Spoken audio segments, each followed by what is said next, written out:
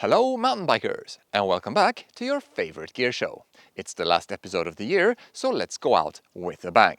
We've got some fancy French suspension, some clever new tools to help with your fork service, and some new hip packs and water bottles from Fidlock to talk you through today. But before we get into the reviews, time for our customary industry news roundup with a month in a minute, although it's going to be more like a couple of months in a couple of minutes this time.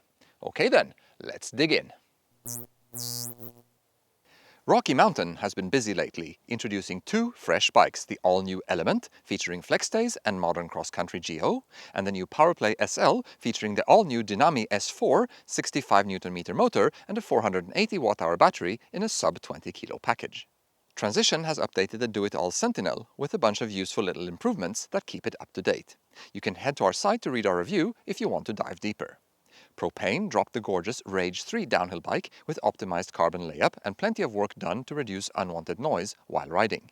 Haro has jumped into the full suspension mountain bike game with two very affordable alloy models, the long travel Greer and the mid travel Daily. Whitey has updated the Capra range for 2025 with plenty of spec and color changes. There are some interesting component choices for the lower end models, notably. Mondraker's new Crafty gets a boost in power and enduro capability thanks to a new suspension layout and Bosch's latest Performance Line CX motor. There's a full review on our site if you want to learn more. Kotick has introduced their first ever MTB with somewhat controversial styling, it must be said. First impressions on the trail seem to be quite positive though. White has introduced a new E-Lite Evo featuring the lowest center of gravity of any MTB they've ever made.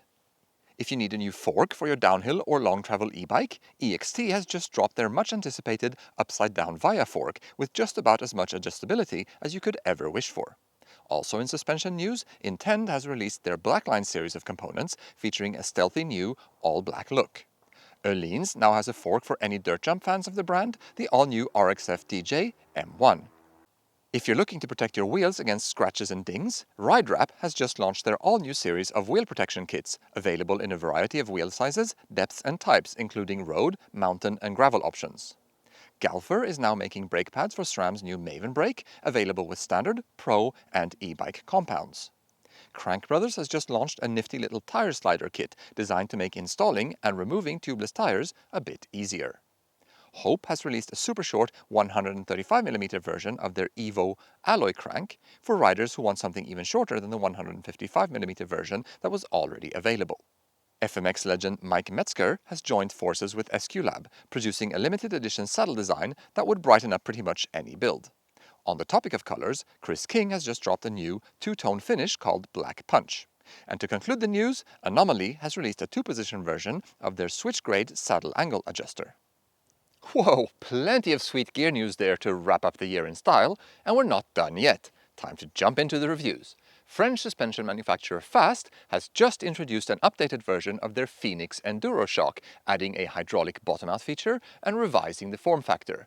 We've spent a few weeks riding one already. Here's what we think of it. We've tested several Fast shocks over the past couple of years, and we've always been very impressed with the quality of the damping and the performance. To keep up with the Joneses, their flagship Fenix shock needed a couple of key updates, which is what led them to develop the 2.0. The new shock inherits the hydraulic bottom-out system already used in their Ride series of shocks, and it gets a slimmer head in both the regular and the trunnion versions to help it fit more frames. The HBO system affects the last 25% of the shock's travel, and it's based around a self-centering piston equipped with a release mechanism to avoid any risk of a sticky rebound when the shock extends after a big hit. The Fenix is also equipped with Fast's unique three-way compression damping architecture with independent external adjustments for low and mid-speed damping and internally tuned high-speed compression damping. There is a climb switch that activates a completely separate compression platform for climbing and externally adjustable low-speed rebound damping as well. We've been riding the Fenix 2.0 for a couple of weeks now, and we've been very impressed with the comfort and composure on offer here. The shock is very poised in action and almost completely silent, with a very smooth transition from compression to rebound. The climbing platform is very effective, removing any unwanted bobbing on our test bike almost completely. Because this platform also features a shim stack, it functions as a blow-off valve if you should forget to open it up again for descending. The adjustable mid-speed sets this shock apart from many others, as this feature provides for independent tuning of a very critical type of suspension compression event, right in between rider weight transfer and big hit types of events. For example, if you need more support when hitting hard turns in a bike park, you can add mid-speed compression to hold the bike up during these short and sharp compressions, without introducing extra low-speed harshness. The hydraulic bottom mount is also a welcome addition to the Fenix 2.0, as it provides for a very controlled feeling when landing bigger hits. Additionally, the HPO can allow you to run a coil shock on more linear frames. All in all, the updates made to the Fenix 2.0 have made a great enduro shock even better, and although €995 is no small amount of money, it is actually a very competitive price given how feature-packed and well-made this shock is. Definitely one to put on your wish list. While the good old tire lever has been the long-standing solution for removing the dust wipers from your fork, Redside Custom Tools felt like a dedicated solution was necessary to help simplify the process and remove any risk of damaging your lowers. This new dust wiper removal tool is offered in 32, 34, 35, 36, 38 and 40mm diameters for shop and home mechanics to cover most fork sizes, and it's constructed of high-density plastic to ensure the safe removal of wipers each time it is used. The tool uses an expanding nut to extend a set of arms that press up against the bottom of the dust wiper at the bottom of the tool, and a cap at the top to keep things aligned and to capture the dust wiper upon removal. The tool is inserted into the lower leg, and the appropriate nuts are tightened into place to set up the tool. Once fully seated, the handle at the top is turned to the left to begin the removal process. After the initial breakaway, the fine thread pitch of the tool made the removal process very easy. At no point was there any worry of it going incorrectly, which should make the process much more approachable for anyone who uses it. This will be particularly beneficial whether you're a first-timer or a seasoned mechanic who completes a higher volume of suspension services. This tool was not created with the intention of reinstalling dust wipers or reusing wipers after removal, but it is worth noting that the seals came out with absolutely no signs of damage around the bottom lip where the tool contacts them. During the initial phase of removal, the threads around the cap are under a fairly high amount of load and did make a slight crackling noise during use, but they have held up through multiple rounds of lower leg service with no foreseeable issues.